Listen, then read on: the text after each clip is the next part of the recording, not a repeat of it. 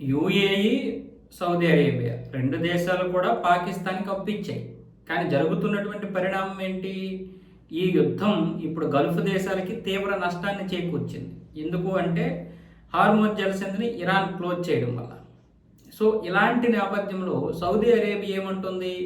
నువ్వు మాతో వచ్చిరా, పోరాడు, ఎందుకంటే ఎలాగో ఒప్పందం చేసుకున్నావు కదా అన్న విధంగా సౌదీ అంటే పాకిస్తాన్ ఏదో ఒక విధంగా తప్పించుకుంది. ఎందుకంటే పాకిస్తాన్ కనుక ఈ యుద్ధంలోకి దిగితే ఇరాన్ మొదటే చెప్పింది, నువ్వు ఈ యుద్ధం నుంచి బయటపడితే పర్వాలేదు, కాదు కూడదు, నేను వాడికే ఒప్పందం చేసుకున్నాను, వీడితో ఒప్పందం చేసుకున్నాను అని చెప్పి సౌదీకి కనుక సపోర్ట్కి వెళ్ళావంటే నీ కోసాలు కదిలిపోతాయి, నీ జబ్బలు విరిచేస్తామని చెప్పింది. దాంతో నాకెందుకురా నాయన, నేను కామ్గానే ఉంటాను, నేను ఎవరితో కూడా ఇచ్చేయను, న్యూట్రల్గానే ఉంటాను అన్న విధంగా పాకిస్తాన్ చెప్పుకొచ్చింది. అలాగే ఉంది కూడా. చివరికి ఆఫ్ఘనిస్తాన్ మీద దాడి చేసి సౌదీ అరేబియా రాలేమని చెప్పేసింది. అయితే ఇప్పుడు సౌదీ అరేబియా అప్పిచ్చింది పాకిస్తాన్కి. ఆ అప్పు ఇమ్మని చెప్తుంది. సరే, అది మామూలుగా అడుగుతుంది, ప్రతి సంవత్సరం కొనసాగిస్తూ అంటే పొడిగిస్తూ వచ్చింది.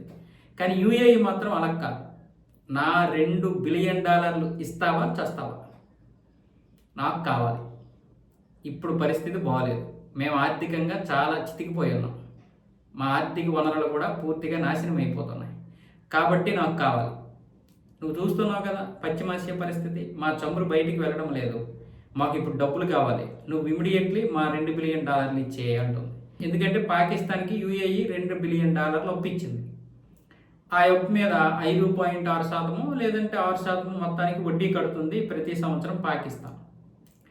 దీన్ని వాళ్ళు $2 బిలియన్ ఇవ్వలేకపోతున్నారు. IMF నుంచి అడుక్కునే వాళ్ళు ఇంకేం కడతారు? దాంతో ప్రతి సంవత్సరం కూడా పొడిగిస్తూ వచ్చింది యుఏఈ.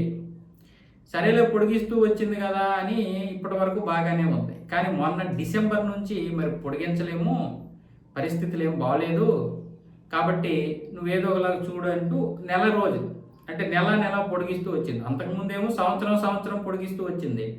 ఇప్పుడేమో నెల డిసెంబర్లో చెప్పింది జనవరి లాస్ట్ కల్లా ఇచ్చేయాలి, జనవరిలో చెప్పింది ఫిబ్రవరి లాస్ట్ కల్లా ఇచ్చింది, ఫిబ్రవరిలో చెప్పింది మార్చి లాస్ట్ కల్లా ఇచ్చేయాలని. ఇప్పుడు ఒప్పందం ఏంటంటే, ఇప్పుడు పరిస్థితులు ఏం బాగలేదు, చాలా అంటే చాలా దారుణంగా ఉంది మా పరిస్థితి, చమురంతా కూడా ఆగిపోతుంది, నువ్వు ఏప్రిల్ 17 లోపు ఇచ్చేయాలి, ఏప్రిల్ 17వ తారీఖు లోపు ఇవ్వకపోతే వడ్డీలు పెంచేస్తావు, అంతేకాకుండా ఆ వడ్డీ ప్రతి నెల కట్టాలి, తర్వాత నీ ఇష్టం. ఆ తర్వాత కూడా కొనసాగుతుందేమో అనుకుంటున్నామేమో, అలా కొనసాగదు. ఆ తర్వాత మేము తీసుకోవాల్సినటువంటి యాక్షన్ తీసుకుంటాం. ఎందుకంటే ఎప్పుడైతే 2025లో సౌదీ అరేబియాతో పాకిస్తాన్ ఒప్పందం చేసుకుందో అప్పటి నుంచి యుఏఈకి పడడం లేదు. ఎందుకంటే యుఏఈకి సౌదీకి పడదు. దానివల్ల రక్షణ ఒప్పందం నువ్వు చేసుకుంటావా, నేను నీకు అప్పు ఇవ్వాలా, నువ్వు నా అప్పు కట్టు అని అప్పటి నుంచే యుఏఈ రగిలిపోతుంది. ఇప్పుడు ఈ యుద్ధం వచ్చింది కాబట్టి ఈ యుద్ధాన్ని నెపంగా చూపిస్తూ నువ్వు నా డబ్బులు కట్టు అంటుంది. ఎక్కడి నుంచి కడతారు? $2 బిలియన్ అంటే దగ్గర దానికి 56,000 కోట్ల రూపాయలు కావాలి. పాకిస్తానీకి రూపాయలు 56,000 కోట్ల రూపాయలు కావాలి. ఇవి ఎక్కడి నుండి తెస్తుంది? దాని దగ్గర ఉన్నటువంటి $20 బిలియన్ $21 బిలియన్ ఉన్నాయి విదేశీ మారక నిల్వలు. అందులో తీసుకొస్తే మొత్తం పడిపోతాయి, తీసుకురాకపోతే అది అడుగుతుంది, వడ్డీ పెంచేస్తాను అంటుంది. సో ఈ నేపథ్యంలో యుఏఈ పాకిస్తాన్ మెడ మీద కత్తి పెట్టింది. పాకిస్తాన్కి ఇప్పుడు ఉన్న సమస్యలు సరిపోక ఇది ఒక కొత్త సమస్య. సౌదీ అరేబియా కూడా అడుగుతోంది, కానీ యుఏఈ అంత బలవంతం చేయడం లేదు.